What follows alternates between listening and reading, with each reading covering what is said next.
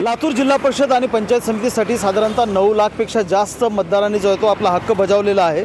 63.79% जे आहे ते मतदान झालेलं आहे लातूर जिल्ह्यामध्ये। लातूर जिल्ह्यातल्या 10 पंचायत समितींसाठी हे मतदान घेण्यात आलेलं आहे। लातूर जिल्हा परिषदेचं जर आपण लक्षात घेतलं तर 59 जागांसाठी ही निवडणूक होते आहे। आपण लातूर इथं उभारण्यात आलेली जी स्ट्रॉंग रूम आहे, जिथे मतपेट्या ठेवण्यात आलेल्या आहेत किंवा मशीन्स ठेवण्यात आलेल्या आहेत, तिथलं आपण हे चित्र पाहतो आहोत। स्ट्रॉंग रूम ज्या ठिकाणी आहे त्या ठिकाणी तगडा बंदोबस्त जो आहे तो ठेवण्यात आलेला आहे आणि मतमोजणीची तयारी जी आहे ती पूर्णपणे करण्यात येत असल्याचं चित्र जे आहे ते आपल्याला पाहायला मिळतं आहे। एकूणच जर आपण लक्षात घेतलं तर लातूर जिल्ह्यातल्या प्रत्येक औद्योगिक संस्था ज्या आहेत, ITI, त्या संस्थांमध्ये मतमोजणी होणार आहे। तर लातूर जिल्ह्यातल्या औसामध्ये मात्र जिथे तहसील कार्यालय त्या तहसील कार्यालयांमध्ये मतमोजणीची व्यवस्था करण्यात आलेली आहे। लातूरचं जर आपण लक्षात घेतलं तर लातूरमध्ये जे महिला तंत्रनिकेतन महाविद्यालय आहे तिथली ही चित्र आपण पाहत आहोत। त्या ठिकाणी मतमोजणी होणार आहे। साधारणतः दुपारनंतर म्हणजे 2-2:30 वाजेपर्यंत सर्व निकाल जे आहेत ते पंचायत समिती आणि जिल्हा परिषदेच्या हाती येतील, अशा प्रकारचं चित्र जे आहे किंवा तशा पद्धतीची तयारी जी आहे ती प्रशासनाच्या वतीनं करण्यात आलेली आहे।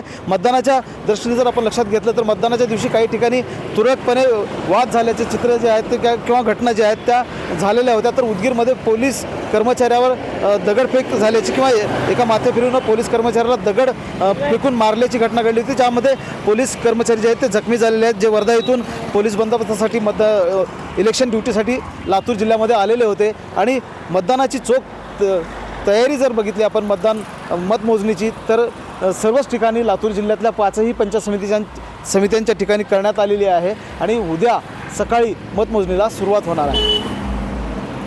महेंद्र जोंधळे, TVN मराठी, लातूर।